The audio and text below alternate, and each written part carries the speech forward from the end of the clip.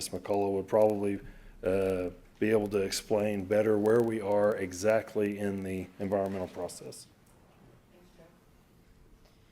So to your question about the environmental studies, where we are in our process now, like Joe alluded to, is I work for Garver. We're part of the program management team, and we're going to be responsible for overseeing the environmental studies for the entire program.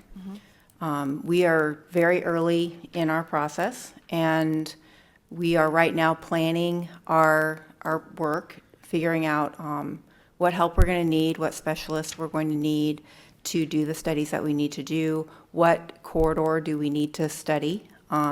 Joe pointed out the 1,200-foot corridor. That's probably close to what we will end up studying, even though we know the corridor, the footprint of the roadway will be much smaller. We're going to study that footprint so that we know we have the information about what's out there. And that way, if the alignment does need to move, then we know what the impacts are going to be.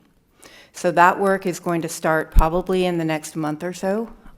We're going to have teams of folks out in the field on the ground, and we will be notifying all the owners that we would like to enter their property so that we can look for the environmental resources that are out there. We'll have archaeologists, we'll have biologists, and they will be in teams identifying things like waters and wetlands. We'll be looking for archaeological sites and historic sites. We'll be identifying really anything that we think is a potential constraint that we need to take into account when we're looking at the alignments and where they're going to end up being. So that's going to start in about a month. We think it's going to take us probably the good part of a year to cover the entire program. Joe mentioned that the sort of the priority that of projects, and so our studies will probably follow that same priority so that we have the information as early as we can to provide to the engineers and make sure they have all the information about where the alignments are going to be. Will the city have access to those final reports on environmental studies, Yes. specifically for the sections that are related to Norman? Yes, absolutely. Okay. So how, in a timely manner? So when will those, as the sections are completed, or are we going to have to wait a full year for the full program to be completed? I don't see any reason that you would need to wait. I mean, the only caveat that I would put on that is some of that information, particularly related to archaeological sites, is protected information. We don't want that being broadcast, but certainly for the council's use, I think as soon as that information is known, I don't see why we couldn't share it. Okay. And who do we contact to get that information? I guess that would be me, or Hopefully we're working through that, whoever the city assigns to work on that project. To the mic so that they can hear you. I'm sorry. Hopefully we're working through whoever the city assigns to work with us on this project. We'll invite them to the meetings, and then we'll address those concerns and those requests. As she stated, there will be some redacted information. Again, some of it being somewhat sensitive, whether it's tribal or there are all kinds of reasons that it could be sensitive information. So we don't provide any personal property information. We will tell you what we found, but sometimes we can't necessarily exactly tell you where. Right. And then what entities will you have to work with for that process? So Bureau of Reclamation, Oklahoma Department of Wildlife, like what is the full scope of all the different agencies and entities? So the entities that will be consulted are many of those that you mentioned. The first step is the Turnpike will contact kind of a huge list, kind of everyone you can think of, and ask for input. Say, we're doing this program, we'd like to understand what your concerns are, please contact us, let us know. And so that would go to all of the state, federal, and local agencies that have any oversight over land or resources within anywhere in the program. Now, we know that some of those agencies are going to definitely have more input and more concerns than others. We will be getting permits from the U.S. Army Corps of Engineers across the program. And so we anticipate, in fact, we've already met with them and will be continue to meet with them to make sure that the information that we're collecting is the right information for them to be able to issue the permits that the Turnpike will need, and at the right scale and the right level of detail. Other agencies will certainly be U.S. Fish and Wildlife Service. They have jurisdiction, of course, over threatened and endangered species and their habitat. The State Historic Preservation Officer will be another important agency. We understand that around Lake Thunderbird, we could potentially be interacting with the Bureau of Reclamation, given that they're the property owner at Lake Thunderbird. Of course, the Conservancy District, the park, all of the entities that have an interest in that property or any property across the program will all be consulted, requested input from, and then, really environmental is a process. It's about understanding the environment, what the project may or may not do to that environment, and then talking to the right people to figure out, okay, how do we best avoid or minimize impacts? Thank you. Sure. So we know that it's going to take about a year for the full program to get assessed for the environmental studies. So how are there overlapping timelines for this project? So, right-of-way access, other types of contractors, consultants that are going to be kind of parallel to this? And why are you operating in a parallel if we don't know yet what's happening with the environmental studies? Yeah, would you speak to the Like, how can that happen? studies and that we've got, about how some of them can be done relatively quickly, and then some of them are the more of mitigation that we'll need to do through part of the design. Okay. I'm sorry, could you just repeat so I understand? Sure. So there are kind of multiple timelines that are going on here. Sure. So you're conducting environmental studies, and that's going to take a year. But other parts of the project are continuing to move forward Right. without understanding the full scope of what you would need to mitigate Right. in terms of something coming back for an environmental, point, especially around that we're worried about, our watershed, Lake Thunderbird, the aquifer, our wells coming offline. There's kind of a slew of things that are of concern to us as a city. And I would say not just the south extension, but also the east-west connection because of Little River, which is a filtration zone for Lake Thunderbird, which is our drinking water. And so I think for both of those sections, it's, we've been giving a lot of attention to the south extension, but I want to make sure that we're talking about both of this. We're talking about all of this together. Yeah. So, sorry, to circle back. Okay. How can we operate in multiple kind of routes at the same time without having a full understanding of the environmental impacts? Okay, thank you for clarifying that.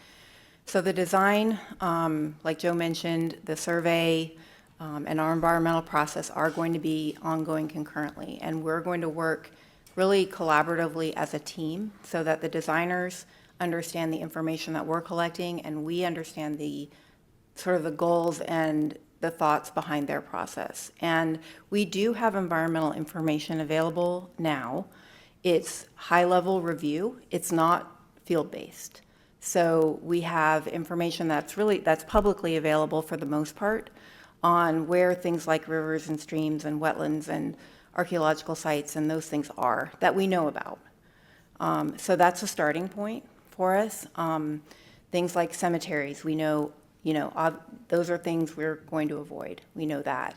There are other things that we know, we'd like to avoid if we can, but let's understand, kind of the full scope of what we're looking at. So the design will move forward. It doesn't move so fast that we can't provide information along the way. They're going to be looking at alignments, looking at topography, and I'm not an engineer, but They look at those things while we're gathering information, and we just share it as we move forward. So no final decisions are made until all of that information is collected. Okay. So can you, I think it's Sure. not environmental. I'm going to ask some questions about right-of-way acquisition in kind of this parallel universe that we're working on, these parallel timelines. So are those going to start before environmental studies are fully completed? What is the timeline of that process?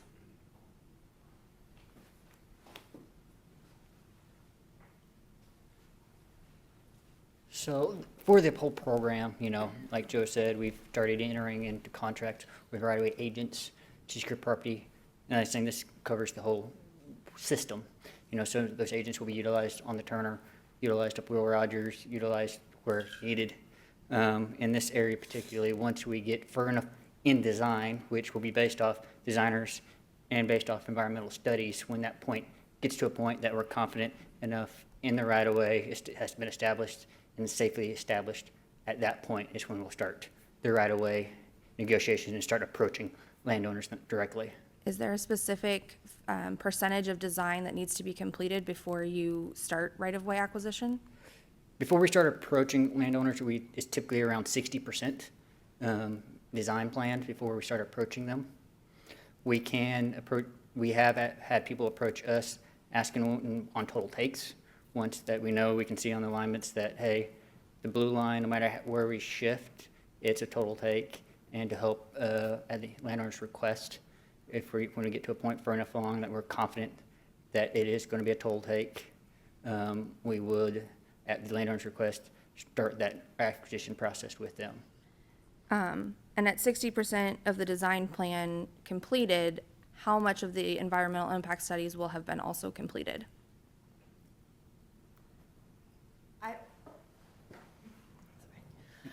I don't know the schedule exactly, and I think it varies from corridor to corridor when those 60% design plans will be done. It's not like the whole program's being designed simultaneously. Our environmental work will all be done up front. So some of the corridors that are top of the list, we're going to focus on first so that we have that information. But at 60%, I would imagine that we are going to have the information all collected, whether or not all the consultations and back and forth with all the agencies have been done at that point, I'm not sure. But I think we're going to have the information so that the designers know where the constraints are. Okay. You understand my concern is that you're going to start right-of-way acquisition and, we're going to be at 60% of the design, and then we might potentially not have an environmental impact study to look at yet. And so you're going to be reaching out to our property owners in Norman, and we haven't yet seen studies. That's a concern that I have, that I would think that my fellow council members would also have. Understood. Is that a no? Is that a yes? Will we not have them? Is that a question that you can answer now?